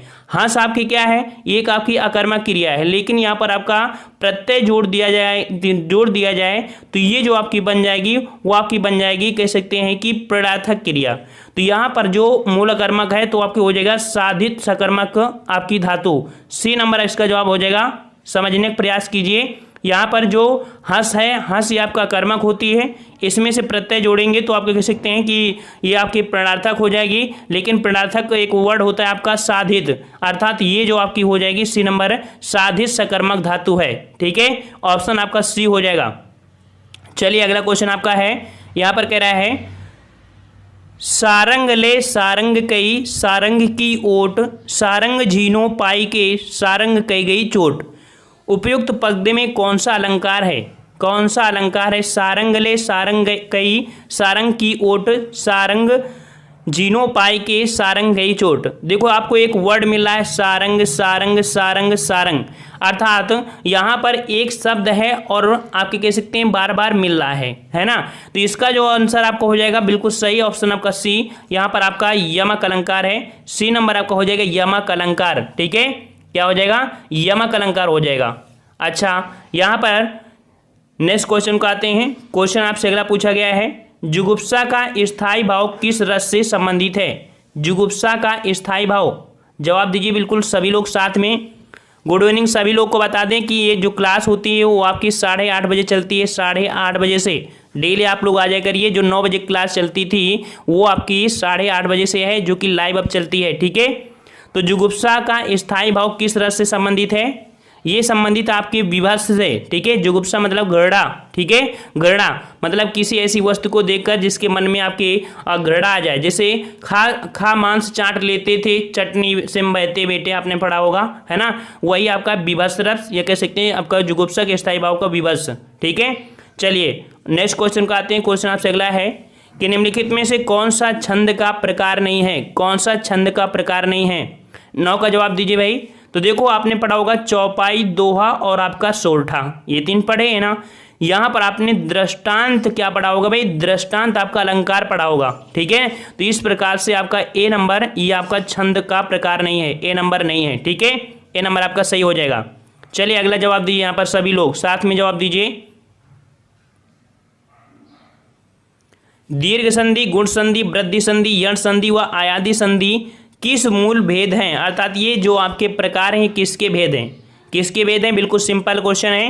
तो ये आपके स्वर संधि के भेद होते हैं, स्वर संधि के 5 भेद होते हैं। इस प्रकार से राइट आंसर आपका सी हो जाएगा, ठीक है, और सॉरी बी हो जाएगा स्वर संधि, बी हो जाएगा स्वर संधि। अगला जवाब है आपका यहाँ पर दिया है समास, आपको यहाँ पर बताना है समास। समास है आपका क्या, पथ भ्रष्ट, पथ भ्रष्ट अर्थात पथ से भ्रष्ट हो जाना, अर्थात कह सकते हैं कि एक पद से दूसरी ओर, अर्थात यहाँ पर आपका अपादान हो रहा है, अपादान कारक है और जो कारक होते हैं वो आपके तत्पुरुष में होते हैं। तो राइट आंसर आपका सी हो जाएगा। अगर आपने चुना है सी तो बिल्कुल सही है, जिनका जवाब सी आ रहा है बिल्कुल सही है। अगला जवाब दीजिए अष्टाध्यायी, अष्टाध्यायी बता दिया, अष्टाध्यायी में कौन सा समास है, मतलब कि 8 अध्यायों का समाहार, ठीक है, अर्थात यहाँ पर संख्यावाची होता है आपका द्विगु समास, जिसका जवाब बी आ रहा है बिल्कुल सही है, बी नंबर आपका द्विगु समास हो जाएगा। अगला जवाब दीजिए सुमित्रा नंदन पंत को किस कृति पर ज्ञानपीठ पुरस्कार मिला था। सुमित्रा नंदन पंत को किस कृति पर ज्ञानपीठ पुरस्कार मिला था। 13 का जवाब क्या हो जाएगा भाई, 13 का जवाब हो जाएगा ऑप्शन आपका डी, बिल्कुल सही है, चिदम्बरा के लिए मिला था, ठीक है, चिदम्बरा के लिए इनको मिला था। 1961 में आपके पंत को ज्ञानपीठ पुरस्कार से सम्मानित किया गया था, ठीक है। और कह सकते हैं ये जो आपका चिदम्बरा है आपका 1958 में पहला संस्करण इनके द्वारा आपका हो गया था, नई दिल्ली से प्रकाशित किया गया था। तो आंसर आपका हो जाएगा डी नंबर, चिदम्बरा के लिए इनको कह सकते हैं ज्ञानपीठ पुरस्कार मिला। अगला जवाब दीजिए ब्रज भाषा का विकास किस अपभ्रंश से हुआ है। ब्रज भाषा का विकास किस अपभ्रंश से हुआ है। तो वही हमने आपको बताया था हिंदी, और हिंदी में हमने आपको कह सकते हैं कि आपकी सौर श्रेणी 3 आपकी सौर श्रेणी थी, अर्धमगधी और मगधी। तो इनमें से सौर श्रेणी में जो आपका ब्रज भाषा आता है वो आपके आता है किसमें, सौर श्रेणी में आता है। 14 का ऑप्शन राइट आपका कौन सा हो जाएगा, ए नंबर, सौर श्रेणी अपभ्रंश से आपका विकसित हुआ है। ठीक है, और ये ब्रज भाषा किसके अंतर्गत, तो आपके पश्चिमी हिंदी का एक प्रकार है। ठीक है, पश्चिमी हिंदी का एक क्या है, प्रकार है। पश्चिमी हिंदी में हमने बताया था कि हर जो कह सकते हैं 5 आपकी बोलियां होती हैं, तो वो आप सभी जो होती हैं वो सौर श्रेणी के अंतर्गत ही जाती हैं। ठीक है, चलिए अगला जवाब दीजिए। यहाँ पर आपको दिया है गद्यांश, और देखो गद्यांश हमने बता दिया कि गद्यांश में आपके दिया है 15 से 19 तक, अर्थात जितने भी प्रश्न हैं ये आपके कह सकते हैं खाते में जुड़ चुके हैं, क्योंकि गद्यांश हमने बताया दिया कि पर्सनल इसको वीडियो बना देंगे, या जो बच्चे रेगुलर हैं उनको पता होगा कि किस प्रकार से सॉल्व करते हैं, है ना। तो इस प्रकार से 19 तक हम लोग यहाँ पर कह सकते हैं कि इसे छोड़ देते हैं, आगे बढ़ते हैं, समय का लॉस नहीं करेंगे। चलिए अगला जवाब यहाँ पर आपको देना है। निम्नलिखित प्रत्येक प्रश्न के में 3 वाक्य दिए गए हैं, त्रुटि वाले वाक्यांश को चुनिए और उसके अनुरूप को आपको चिन्ह लगाना है। देखिए भाई यहाँ पर दिया है रामचरितमानस भक्ति काल की सबसे श्रेष्ठतम रचना मानी जाती है, कोई त्रुटि नहीं है। यहाँ पर आपको त्रुटि दिख रही होगी, और त्रुटि क्या है इसमें आपको बताना है। रामचरितमानस भक्ति काल की सबसे श्रेष्ठतम रचना मानी जाती है, क्या त्रुटि है या नहीं, त्रुटि है, बिल्कुल जवाब बिल्कुल सही है। यहाँ पर आपका बी नंबर में त्रुटि है। क्या त्रुटि है, तो देखो यहाँ पर दिया है श्रेष्ठतम, ये आपका सबसे, जबकि श्रेष्ठतम का मतलब ही होता है सबसे अच्छा। इस प्रकार से यहाँ सबसे लगाना कोई उचित नहीं था, इस प्रकार से बी यहाँ पर आपका कह सकते हैं गलती थी। ठीक है, बी नंबर आपका यहाँ पर गलती थी, अर्थात श्रेष्ठतम के साथ कभी भी सबसे नहीं लगाना चाहिए। ठीक है, चलिए अगला जवाब दीजिए। यहाँ पर आपका 21 नंबर है। ठंड के दिनों में प्रातः काल के समय सर्दी काफ़ी बढ़ जाती है, कोई त्रुटि नहीं है। क्या जवाब यहाँ पर क्या त्रुटि है, नहीं है, आपको बताना है। ठंड के दिनों में प्रातः काल के समय सर्दी काफ़ी बढ़ जाती है, तो यहाँ पर काफ़ी बच्चों के जवाब बिल्कुल राइट आ रहे हैं, बिल्कुल राइट जवाब है बी नंबर। क्यों, प्रातः काल का मतलब ऑलरेडी होता है सुबह का समय। जब समय यहाँ पर आपको दिया है, अर्थात यहाँ भी समय दिया है और ये समय दिया है, तो प्रातः काल के समय ऑलरेडी समय जुड़ गया, तो इस प्रकार से ये समय लगाने की जरूरत नहीं थी। तो इस प्रकार से बी नंबर आपका हो जाएगा, यहाँ पर समय आपका नहीं लगना चाहिए था। ठीक है, आगे बढ़े। चलिए अगला क्वेश्चन आपसे पूछा गया है कि जब मोहन सभा स्थल पर पहुंचा तब सभा विसर्जन हो चुकी थी, कोई त्रुटि नहीं है। तो देखो भाई विसर्जन है, यहाँ पर आपको दिख गया होगा आंसर, कह सकते हैं कि काफ़ी बच्चे पढ़े हैं शायद इस टेस्ट को। ठीक है, तो यहाँ पर जो लिखा है सी नंबर में विसर्जन, विसर्जन नहीं होता भाई, विसर्जित होता है। ठीक है, विसर्जित होता है, विसर्जन नहीं होता। यहाँ पर देवी देवताओं को विसर्जन करने नहीं जा रहे हैं, विसर्जित बोलते हैं। तो इस प्रकार से सी नंबर आपका ये त्रुटि है, यहाँ पर विसर्जन नहीं होना चाहिए, विसर्जित हो जाना चाहिए था। तो सी नंबर आपका गलत है। आगे बढ़े। चलिए 8:30 बजे टाइमिंग है। जितने बच्चे नए जुड़ रहे हैं सभी के लिए वेलकम, सभी के लिए धन्यवाद। और जितने बच्चे जुड़ रहे हैं उनको बता दें 8:30 बजे आप लोग लाइव आया करिए। 8:30 बजे, जो रात 9 बजे क्लास चलती थी अब आपको लाइव चलती है, वही आपके 9 बजे अपलोड हो जाता है पूरा तरीके से। ठीक है, तो इस प्रकार से अब टाइमिंग क्या है, 8:30 बजे लाइव का टाइमिंग है। यहाँ पर दिया है मैं जिस बस से जा रहा था वह बहुत भरी हुई थी, कोई त्रुटि नहीं है। क्या त्रुटि है या नहीं, जवाब दीजिए। सभी लोग साथ में जवाब दीजिए भाई, आप लोग साथ में जवाब नहीं देते हैं, एक दूसरे का नकल करते हैं। 23 का जवाब बिल्कुल राइट आंसर आ चुका है, डी नंबर। यहाँ पर कोई त्रुटि आपकी नहीं है, इसमें कोई त्रुटि नहीं है आपकी। ठीक है, 23 का जवाब डी हो जाएगा। अगला जवाब दीजिए। यहाँ पर अगला जवाब आपका है कि उसने लिखा था कि उसकी दुकान पर शुद्ध गाय का घी मिलता है। तो भाई शुद्ध गाय कोई होती है क्या, ऐसा आपने पढ़ा है कोई शुद्ध गाय होती है, गाय तो सभी शुद्ध होती है ना। तो यहाँ पर आपको जो गलती है आपकी मिल गई होगी। गलती क्या है आपके, 24 का ऑप्शन राइट आपका हो जाएगा बी नंबर, कि उसने लिखा था कि उसकी दुकान पर शुद्ध गाय। यहाँ पर ऐसा नहीं होना चाहिए, उसने लिखा थी उसकी दुकान पर शुद्ध घी, मतलब कह सकते हैं गाय का शुद्ध घी। ठीक है, यहाँ पर आपका शुद्ध यहाँ पर नहीं लगना चाहिए, गाय का शुद्ध घी मिलता है, इस प्रकार से लिखा होना चाहिए था। तो इस प्रकार से आंसर राइट आपका बी, यहाँ पर त्रुटि है, शुद्ध शब्द को पहले ही लगा दिया गया है। ठीक है, गाय का शुद्ध घी मिलता है, ये प्रकार होना चाहिए था। चलिए पसंद आया होगा तो वीडियो लाइक कर दीजिए, जितने बच्चे यहाँ पर जुड़े हैं लाइक कर दीजिए। चलिए यहाँ पर अगला क्वेश्चन आपको दिया गया है जो कि 25 से 29 हैं। आपके कह सकते हैं कि यहाँ पर आपको चार चार समानार्थक वाक्य दिए हैं, कहावत आपकी है, बताना है आपको। बताइए भाई 25 नंबर जवाब दीजिए कि पत्थर को जोंक नहीं लगती, पत्थर को जोंक नहीं लगती, इसका जवाब दीजिए। पत्थर को जोंक नहीं लगती अर्थात ऑप्शन राइट आपका कौन सा हो जाएगा? हाथी को कोई प्रभाव नहीं होता है, डी नंबर आपका सही हो जाएगा। हाथी पर कोई प्रभाव नहीं होता है, डी नंबर जिसका जवाब आ रहा है बिल्कुल सही है, डी नंबर। चलिए अगला जवाब दीजिए। विहंगम दृष्टि का अर्थ क्या होता है? विहंगम दृष्टि, विहंगम दृष्टि होती है मतलब आप लोग देखते हैं एग्जाम के समय होता है ना, तो आप लोग बोलते हैं बिल्कुल बिल्कुल मतलब कह सकते हैं कि कोई भी चीज़ को होता है बिल्कुल सरसरी निगाह से देख लेते हैं, बोलते हैं सरसरी निगाह से देख लो, तो विहंगम दृष्टि होती है आपकी सरसरी नज़र होती है, ठीक है। डी नंबर आपको हो जाएगा सरसरी नज़र, जिसका जवाब डी है, बिल्कुल सही है। चलिए अगला जवाब दीजिए। काटो जो खून नहीं, यहाँ पर हो जाएगा काटो तो खून नहीं, यहाँ पर हो जाएगा काटो तो खून नहीं। बताइए भाई काटो तो खून नहीं, इसका मतलब क्या होता है? काटो तो खून नहीं, यहाँ पर जवाब दीजिए भाई। पीड़ा शांत हो जाना नहीं, बिल्कुल निर्जीव हो जाना नहीं, भय के कारण स्तब्ध हो जाना। आंसर आपका यहाँ पर सी हो जाएगा। काटो तो खून नहीं अर्थात आपका हो जाएगा भय के कारण स्तब्ध हो जाना, भय के कारण स्तब्ध हो जाना, ठीक है। चलिए अगला जवाब दीजिए। एक आंख ना भाना, एक आंख ना भाना, इसका जवाब दीजिए। एक आंख ना भाना अर्थात ऑप्शन राइट आपका डी, बिल्कुल अच्छा ना लगना, बिल्कुल अच्छा ना लगना, डी नंबर आपका सही हो जाएगा। अगला जवाब दीजिए। उंगली उठाना, उंगली उठाना का जवाब दीजिए।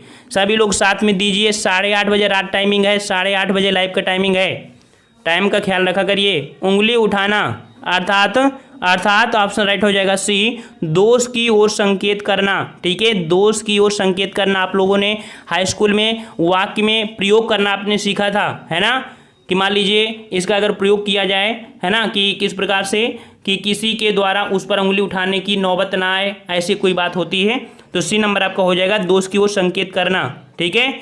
अगला जवाब आपको देना है यहाँ पर। हिंदी आकृति की दृष्टि से निम्नलिखित में से किस प्रकार की भाषा है? यहाँ पर बताना है हिंदी आकृति की दृष्टि से निम्नलिखित में से किस प्रकार की भाषा है। 35 का जवाब, तो भाई 35 का जवाब आपको यहाँ पर देना है, और 35 का जवाब आपका जो हो जाएगा वो आपका हो जाएगा सी नंबर, क्या हो जाएगा? श्लिष्ट योगात्मक आपकी भाषा है, 35 का सी हो जाएगा। हिंदी आकृति की दृष्टि से कह सकते हैं यहाँ पर आपकी श्लिष्ट योगात्मक भाषा है, श्लिष्ट योगात्मक भाषा, सी नंबर। चलिए अगला जवाब दीजिए यहाँ पर। भाषा विज्ञान की दृष्टि से ऊ किस प्रकार का स्वर है? ऊ किस प्रकार का स्वर है? 36 का जवाब दीजिए। ऊ किस प्रकार का है? तो भाई ऊ आपका है पश्च संवृत स्वर, पश्च संवृत, ऑप्शन आपका डी है, तो बिल्कुल सही है, पश्च संवृत हो जाएगा, ठीक है, पश्च संवृत हो जाएगा, ठीक है, पश्च संवृत, ठीक है। क्यों? कि जिस संवृत द्वारा स्वरों के उच्चारण में जीभ का पश्च भाग कार्य करता है उसे पश्च संवृत कहते हैं, ठीक है। तो ऊ जब बोलोगे तो आपका जीभ का थोड़ा अगला वाला भाग काम करेगा, तो यहाँ पर आपका हो जाएगा कौन सा? यहाँ पर ऑप्शन राइट आपका डी हो जाएगा। अगला जवाब दीजिए। 37 का जवाब। छत्तीसगढ़ी किस भाषा की बोली है? छत्तीसगढ़ी किस भाषा की बोली है? बिल्कुल सिंपल है, ABC ट्रिक है, बिल्कुल सिंपल है। 37 का जवाब ऑप्शन राइट आपका हो जाएगा डी, ये पूर्वी हिंदी के अंतर्गत आती है। पूर्वी हिंदी के अंतर्गत हमने बताया था 3 ABC अर्थात अवधी, बघेली और आपकी छत्तीसगढ़ी, ये 3 बोलियां होती हैं आपकी पूर्वी हिंदी के अंतर्गत। अगला जवाब दीजिए। कौन सा प्रत्यय हिंदी भाषा में बहुवचन के रूप में जाना जाता है? बहुवचन के रूप में जाना जाता है, ऐसा कौन सा आपको कह सकते हैं? ये आपका कह सकते हैं प्रत्यय है, ठीक है। तो कौन सा प्रत्यय है? 38 का जवाब दीजिए। तो ये आपका हो जाएगा ऑप्शन राइट, ऑप्शन राइट आपका ए हो जाएगा। ओ जो आपका है ये आपका हमेशा आपके बहुवचन में ही पाया जाता है, ठीक है। ओ मतलब जैसे आपने पढ़ा होगा कैसे, राष्ट्रधन ओ, राष्ट्रधन ओ अर्थात राष्ट्रों हो जाता है ना, इस प्रकार से यहाँ पर आपका जुड़ता है जो प्रत्यय वो आपके हो जाएगा यहाँ पर ए। किसी भी एक वचन में अगर ये जोड़ दिया जाए तो बहुवचन जो बन जाएगा। नेक्स्ट क्वेश्चन को आते हैं। क्वेश्चन आपसे अगला है। उत्कर्ष एक कुशाग्र विद्यार्थी है, यहाँ कुशाग्र कौन सा विशेषण है? उत्कर्ष एक कुशाग्र विद्यार्थी है, यहाँ कुशाग्र कौन सा विशेषण है? कुशाग्र का जवाब दीजिए। कुशाग्र का मतलब हो जाएगा कि अर्थात उसके गुणों की बात हो रही है ना। आप लोगों ने गुणवाचक विशेषण पढ़ा होगा जिसमें से उसके गुण, दोष, रंग, आकार, स्थिति, दशा आदि का बोध होता है, उसे गुणवाचक कहते हैं। तो यहाँ पर आंसर राइट जो आपका हो जाएगा वो आपका हो जाएगा कौन सा, गुणवाचक, डी नंबर बिल्कुल राइट जवाब है। वेरी नाइस, ऑप्शन राइट आपका डी, गुणवाचक। नेक्स्ट क्वेश्चन जवाब दीजिए, इनमें से कौन भक्तिकालीन कवि नहीं है, कौन भक्तिकालीन कवि नहीं है, भक्तिकालीन। तो देखो यहाँ पर आपका है सूरदास, कबीरदास, तुलसीदास, ठीक है, सूरदास, तुलसीदास, और ये आपके जो आते हैं ये आपके सगुण भक्ति धारा में आते हैं। यहाँ पर जो आंसर आपका है कौन सा, ए नंबर, बिहारी। बिहारी जो आपके हैं ये आपके रीतकालीन कवि हैं, ठीक है, ए नंबर आपका हो जाएगा। रीतकालीन कवि आपके कौन है, बिहारी, ये आपके भक्तिकालीन नहीं है, तो ए नंबर आपका हो जाएगा। अब यहाँ पर आपके क्वेश्चन जो कि आपके कह सकते हैं यूपीएससी में पूछे गए क्वेश्चन आपके हैं, और ये भी जो टेस्ट आप लगा रहे हैं ये भी क्वेश्चन आपका पूछा गया है यूपीएससी में, ठीक है। चलिए यहाँ पर अब आपको इनको जवाब देना है। चलिए यहाँ पर आपके कह सकते हैं प्रीवियस ईयर क्वेश्चन आपके हैं, इनको भी आप सॉल्व कर सकते हैं। यहाँ पर आपसे क्वेश्चन पूछा गया है कि पूरब और उत्तर के बीच की दिशा को क्या कहते हैं, पूरब और उत्तर के बीच की दिशा को, शाबाश, जल्दी जल्दी जवाब दे रहा हो। तो यहाँ पूरब और उत्तर के बीच की जो दिशा होती है उससे हम लोग बोलते हैं ईशान, क्या बोलते हैं, ईशान। अब यहाँ पर पूरब उत्तर ऐसे बोला है ना, तो इस प्रकार से अगर बनाना चाहो तो बना सकते हैं। ये आपका पूरब होता है और आपका ये उत्तर हो जाएगा, ये आपका पश्चिम, ये आपका दक्षिण। तो ये वाला जो होता है आपका इसे बोलते हैं, अब इसे देखो, इसे बोले ईशान बोल देते हैं, पूरब और उत्तर के बीच को ईशान। और दक्षिण पूरब को देखो ये आपका दक्षिण है, इसे बोलेंगे हम लोग, इसे बोले आग्नेय बोलेंगे, ठीक है। और अगर उत्तर पश्चिम की बात करें तो उत्तर पश्चिम वाले में ये जो आपका हो जाएगा यह बन जाएगा वायव्य बन जाएगा, ठीक है, वायव्य। और जो आपका होता है यहाँ पर ये शेष बचा हुआ है दक्षिण पश्चिम, तो दक्षिण पश्चिम जो आपका हो जाएगा वो आपका कौन सा हो जाएगा भाई, इसे बोलते हैं नैऋत्य बोलते हैं, ठीक है, नैऋत्य बोलते हैं, ठीक है। तो इस प्रकार से इसको देख सकते हैं और आंसर इसका आपका बी हो जाएगा। चलिए अगला जवाब दीजिए, यहाँ पर सभी लोग साथ में जवाब दीजिए। यहाँ पर क्वेश्चन आपका पूछा गया था अभी, चाकू शब्द का बहुवचन क्या होता है, चाकू शब्द का बहुवचन। तो भाई चाकू का बहुवचन क्या होता है, बिल्कुल सही जवाब है कि चाकू का हमेशा चाकू ही होता है, जिसका जवाब डी है, बिल्कुल सही है, चाकू का चाकू ही होता है बहुवचन, ठीक है, चाकू मत कर देना गलती से भी, ठीक है। चलिए अगला क्वेश्चन का जवाब दीजिए। यहाँ पर क्वेश्चन आपसे अगला पूछा गया है, छंद पढ़ते समय आने वाले विराम को क्या कहते हैं, छंद पढ़ते समय आने वाले विराम को क्या कहते हैं। तो भाई छंद पढ़ते समय आने वाले विराम को क्या कहते हैं भाई, इन्हों बोलते हैं यति, क्या बोलते हैं, यति बोलते हैं। अर्थात देखते हैं कि आप पढ़ते पढ़ते थोड़ा सा रुक जाते हैं, उसे बोलते हैं, ठीक है। छंद शास्त्र में इसे यति अथवा इसका विराम या विश्राम कहते हैं, ठीक है। बी नंबर आपका यह हो जाएगा। अगला क्वेश्चन का जवाब देते हैं। यहाँ पर क्वेश्चन आपसे अगला पूछा गया है कि बहिर्मुखी शब्द में कौन सा उपसर्ग है, बहिर्मुखी में कौन सा उपसर्ग है, बहिर्मुखी कौन सा हो जाएगा, बहिर्मुखी का। वेरी नाइस, ऑप्शन राइट आपका बी हो जाएगा, बहिर, ये ऑप्शन आपका इसका कह सकते हैं, ये आपका इसका उपसर्ग है। जैसे आपने पढ़ा होगा बहिर्गत, बहिर्गमन, है ना, बहिर्मुखी, इसमें आपका होता है बहिर, ऑप्शन राइट आपका बी। Very nice. चलिए एक साथ क्वेश्चन आपसे लोग जवाब दीजिए एक साथ। चलिए क्वेश्चन आपसे पूछा गया है कि निम्नलिखित में से मिश्र वाक्य कौन सा है, मिश्र वाक्य। मिश्र वाक्य में हमने आपको पहचान बताया था, ठीक है, कौन सा पहचान है, यहाँ पर जवाब दीजिए। बिल्कुल सही जवाब क्या होना चाहिए, 5 का जवाब हो जाएगा ऑप्शन राइट आपका हो जाएगा 5 का ऑप्शन राइट आपका डी। ज्यों ही वह घर से निकला वर्षा होने लगी, क्योंकि ये जो शब्द आपका है ये आपका कह सकते हैं ये आपके इस सब्जियों से घर से निकला वर्षा होने लगा, अर्थात इस जो अनुवाद है इसको जोड़ता है, कुछ कंजंक्शन आपको बताया था, ठीक है। चलिए अगला जवाब दीजिए साथ में। अगला क्वेश्चन आपका आ गया है कि इनमें से कौन भक्तिकालीन कवि नहीं है। तो ये देखो क्वेश्चन फिर से आपका रिपीट हुआ है, तो ऑप्शन राइट आपका यहाँ पर ए हो जाएगा, बिहारी, ठीक है। बिहारी आपके कह सकते हैं ये आपके भक्तिकालीन नहीं है, आपके रीतकालीन के कवि हैं, ठीक है। और इनकी जो रचना है कौन सी, बिहारी सतसई, अर्थात 700 दोहों का संकलन है, ठीक है। अच्छा, इनके दोहों में एक पॉइंट होती है, विशेषता होती है कि इनके दोहों में श्रृंगार रस की प्रधानता होती है, जो कि गागर में सागर भरते हैं, है ना। चलिए अगला जवाब देते हैं। यहाँ पर क्वेश्चन आते हैं, क्वेश्चन आपसे अगला पूछा गया है, क्वेश्चन आपसे पूछा है हर्ष का विलोम बताइए। हर्ष का विलोम क्या हो जाएगा भाई, हर्ष का विलोम यहाँ पर दिया है खुशी, विषाद, और यहाँ पर आपका 2 और दिया है उल्लास और आनंद। तो भाई हर्ष का विलोम क्या होता है, बी, हर्ष का विलोम हो जाएगा आपका विषाद हो जाएगा, ठीक है। तो बी नंबर आपका 7 का ऑप्शन राइट आपका बी हो जाएगा, बी नंबर। चलिए अगला जवाब दीजिए। यहाँ पर हमने कुछ क्वेश्चन जोड़ दिया था ताकि टेस्ट थोड़ा सा लॉन्ग हो जाए, क्योंकि आज के टेस्ट में प्रश्नों की संख्या कम पड़ रही थी, इस कारण से। चलिए अगला जवाब दीजिए। काठ की हांडी बार बार नहीं चढ़ती है। काठ की हांडी बार बार नहीं चढ़ती है। क्या हो जाएगा भाई? बिल्कुल सही है, छल कपट का व्यवहार हमेशा नहीं चलता है। ऑप्शन राइट आपका बी, छल कपट का व्यवहार हमेशा नहीं चलता है। ऑप्शन राइट आपका बी हो जाएगा। वेरी नाइस, बिल्कुल सही है। इसी प्रकार से तैयारी सभी सब्जेक्ट की करिएगा भाई, तभी आनंद आएगा। चलिए अगला बताइए। खिसियानी बिल्ली खंभा नोचे। खिसियानी बिल्ली खंभा नोचे, जवाब क्या हो जाएगा? खिसियानी बिल्ली। क्या हो जाएगा? खिसियानी बिल्ली मतलब अपनी शर्म छिपाने के लिए व्यर्थ झुंझलाना। ऑप्शन आपका सी हो जाएगा, अपनी शर्म छिपाने के लिए व्यर्थ झुंझलाना। 9 का ऑप्शन राइट आपका सी हो जाएगा। ठीक है, क्या हो जाएगा? सी। चलिए अगला जवाब दीजिए। यहाँ पर क्वेश्चन आपसे अगला है। पीडीएफ आपको टेलीग्राम पे मिल जाएगी भाई, सभी को बता दें, पीडीएफ आपको टेलीग्राम पे मिलेगी। क्लास की टाइमिंग 8:30 बजे रात है लाइव की। ठीक है, चलिए अगला जवाब आपका है शांत रस का स्थायी भाव। शांत रस का स्थायी भाव क्या होता है?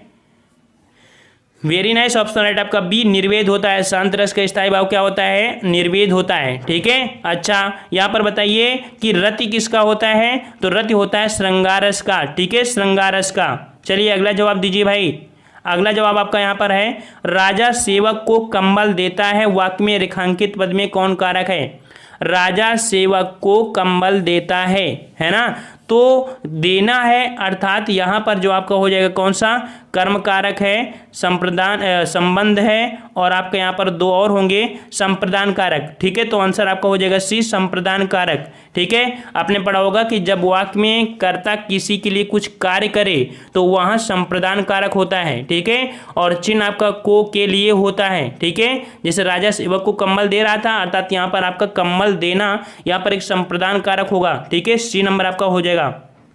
अगला जवाब दीजिए। यहाँ पर अगला जवाब आपका आ चुका है, क्वेश्चन आ चुका है। योगदान में कौन सा समास है? योगदान में कौन सा समास है?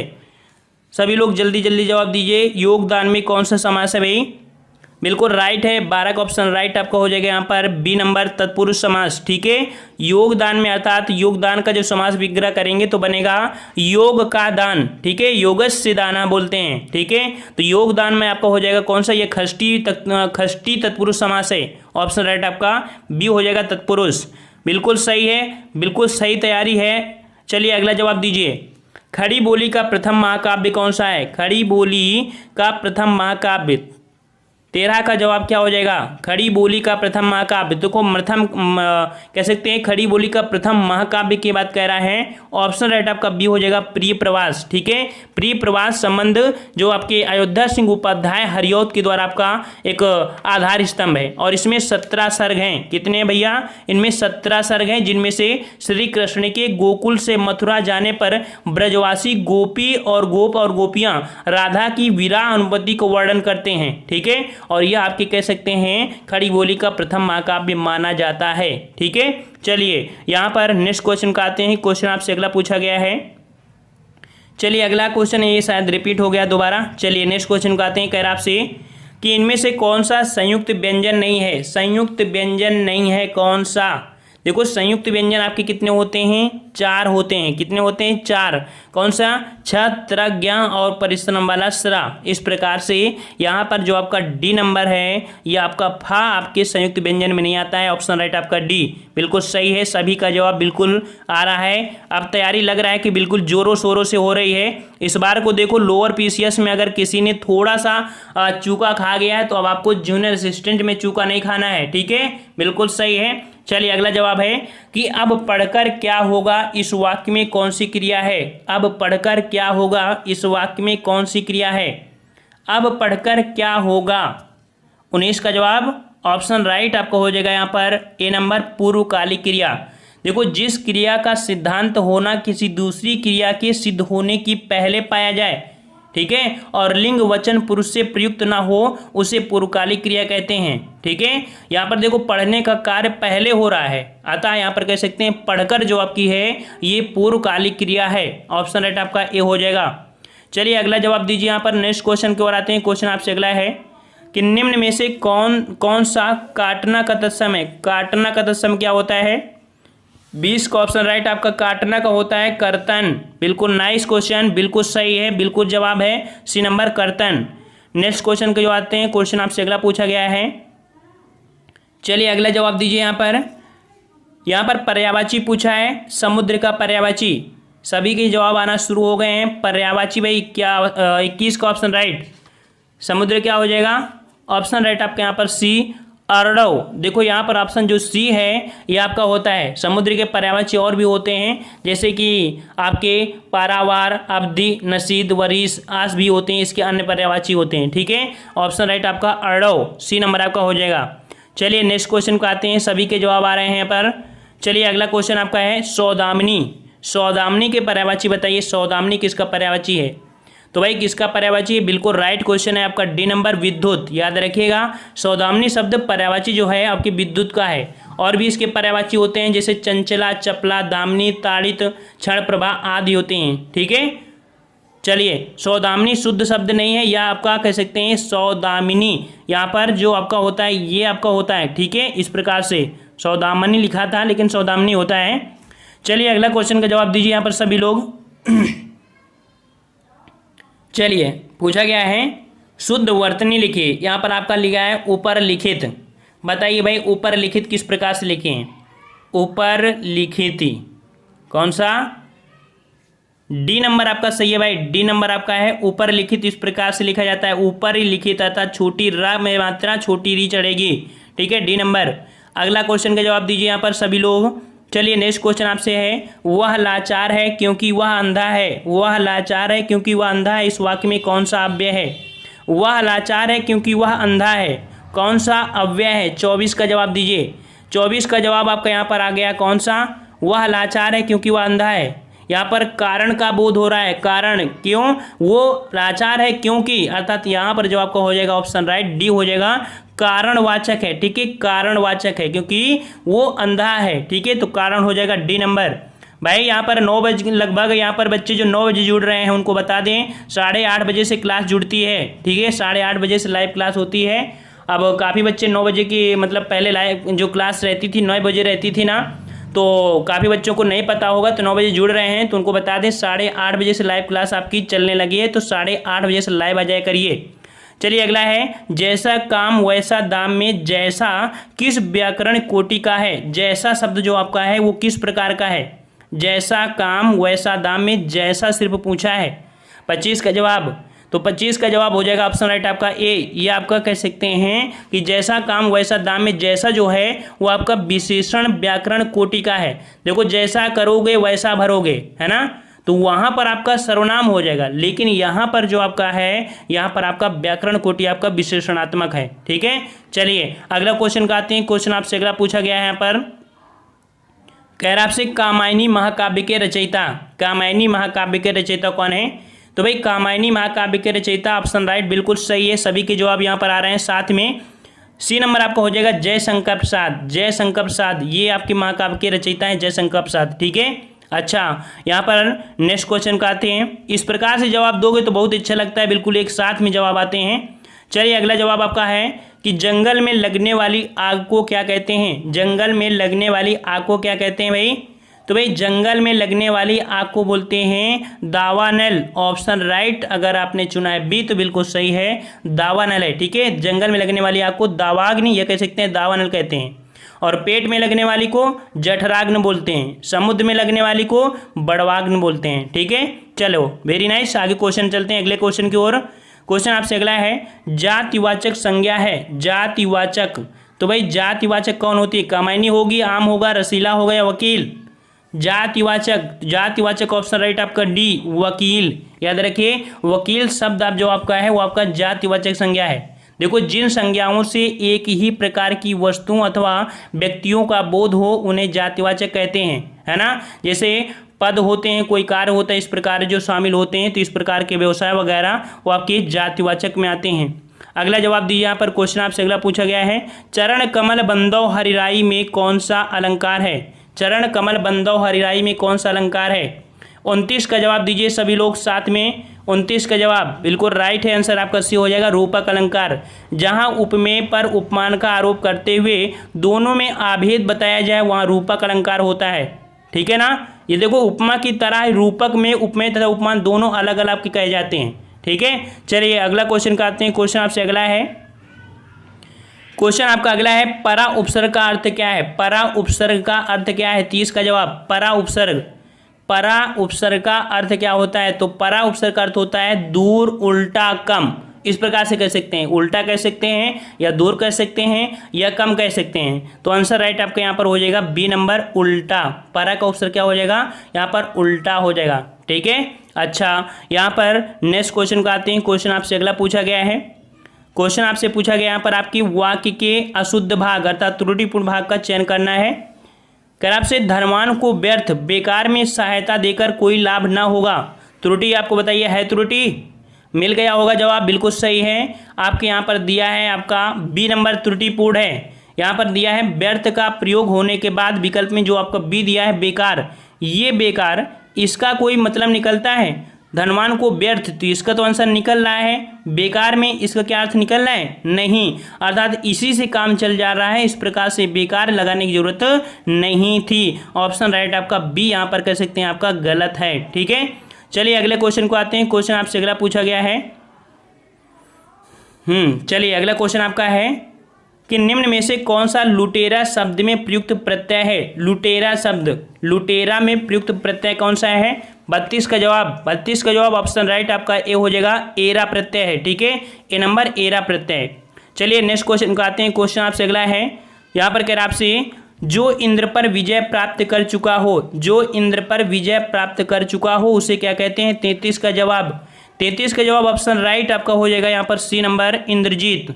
बिल्कुल सही है, जो इंद्र पर विजय प्राप्त कर चुका हो उसे इंद्रजीत कहा जाता है। ठीक है, और जबकि इंद्रियों को जीतने वाले को जितेंद्री कहते हैं। जितेंद्री किसे कहते हैं? जो इंद्रियों को जीत लेता है। दोनों का अंतर है। चलिए नेक्स्ट क्वेश्चन को आते हैं। क्वेश्चन आपसे अगला है, उच्च कुल में पैदा व्यक्ति, उच्च कुल में पैदा व्यक्ति को क्या कहते हैं भाई? जो उच्च कुल में पैदा होता है उसे बोलते हैं कुलीन बोलते हैं। क्या बोलते हैं? कुलीन बोलते हैं। उच्च कुल में पैदा व्यक्ति को कुलीन कहा जाता है।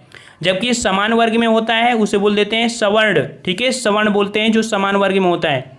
चलिए नेक्स्ट क्वेश्चन का आते हैं। क्वेश्चन आपसे अगला है, अघोष वर्ण कौन सा है? अघोष वर्ण, 35 का जवाब, अघोष वर्ण कौन सा है? अघोष वर्ण, तो देखो अघोष वर्ण मतलब कह सकते हैं यहाँ पर जो आपका है अघोष वर्ण कौन सा है? देखिए आंसर आपका यहाँ पर मिल गया है डी नंबर, सा। देखो कह सकते हैं आप लोगों ने पढ़ा होगा का, खा, गा, घा, उनमें। ठीक है, तो सा जो आपका आता है ये वाला सा, तो ये जो सा आपका आता है किस में होते हैं? अघोष में आते हैं। वो जो आपका हा होता है वो आपकी कह सकते हैं किस में जाता है? सघोष में चला जाता है। अर्थात उस व्यंजन में जो आपके ये तीन होते हैं सा, ये आपके अघोष में आते हैं, और जो सघोष में आता है वो आपका ये वाला उसमें चला जाता है सघोष में। ठीक है, चलिए नेक्स्ट क्वेश्चन को आते हैं। क्वेश्चन आपसे अगला है, जवाब दीजिए, राम ने खाना खाया होगा में खाया होगा में कौन सी क्रिया है? राम ने खाना खाया होगा कौन सी क्रिया है? 36 का जवाब दीजिए, राम ने खाना खाया होगा। 36 का राइट आंसर आपका हो जाएगा संदिग्ध भूतकाल। जरूरी नहीं कि खाया है या नहीं खाया, अर्थात क्रिया के जिस रूप से भूतकाल में कार्य का होना प्रकट हो पर संदेह बना रहे उसे संदिग्ध भूतकाल कहते हैं। ठीक है, आंसर राइट आपका बी हो जाएगा। नेक्स्ट क्वेश्चन का आते हैं। क्वेश्चन आपसे अगला है, कह रहा आपसे निम्न में से संधि है। संधि आपका दिया है आपका एतमान मुरारी में जो आपका संधि है कौन सी है? भाई इसे तोड़ना पड़ेगा, तोड़ेंगे तो आपका बनेगा एतत धन मुरारी। क्या बनेगा? एतत धन मुरारी, अर्थात यहाँ पर जो आपका है वो आपका है आपका व्यंजन संधि। ठीक है, ए नंबर आपका हो जाएगा, व्यंजन संधि आपकी है। ठीक है, व्यंजन संधि। चलिए नेक्स्ट क्वेश्चन का आते हैं। क्वेश्चन आपसे अगला है, कह रहा आपसे यहाँ पर जब पानी बरसता है तब मेढक बोलते हैं में जब पानी बरसता है कौन सा वाक्य है? जब पानी बरसता है, इसका सिर्फ इतना बताना है, जब पानी बरसता है। यहाँ पर आपका है क्या? तो देखो पानी बरस भी रहा है, क्रिया भी है, विशेषण भी है। इस प्रकार से राइट आंसर आपका बिल्कुल सही है, सी नंबर, क्रिया विशेषण उपवाक्य है। सी नंबर आपका सही हो जाएगा। चलिए नेक्स्ट क्वेश्चन का आते हैं, 2-4 क्वेश्चन और बाकी आपके हैं। चलिए नेक्स्ट क्वेश्चन आपसे अगला पूछा गया है यहाँ पर कि इन पंक्तियों में कौन सा अलंकार है। चारु चंद की चंचल किरणें खेल रही थी जल थल में, कौन सा अलंकार है। 39 का जवाब दीजिए भाई। 39 का जवाब हो जाएगा ऑप्शन राइट। ऑप्शन राइट आपका बिल्कुल सही है। चार चंद की चंचल किरण चा चा वर्ण की आवृत्ति हो रही है, अनुप्रास अलंकार आपका हो जाएगा। जहां पर वर्णों की आवृत्ति हो बार बार हो रही है वहां पर अनुप्रास अलंकार होता है। ठीक है, सी नंबर आपका सही है। चलिए नेक्स्ट क्वेश्चन को आते हैं। क्वेश्चन हमसे अगला पूछा गया है, राम की गाय चरती है वाक्य में कौन सा कारक है। राम की गाय चरती है, 40 का जवाब दीजिए। सभी लोग साथ में जवाब दीजिए इसका। राम की गाय चरती है, तो यहाँ पर राम की गाय अर्थात का, की, के, रा, री, ने आपने पढ़ा है जो होता है आपकी संबंध कारक में। ऑप्शन राइट आपका सी हो जाएगा। यहाँ पर संबंध प्रथमा कर्ता ने द्वितीय कर्म को करण से पढ़ा है ना आप लोगों ने, नहीं पढ़ा तो आप पढ़ लीजिएगा। ठीक है।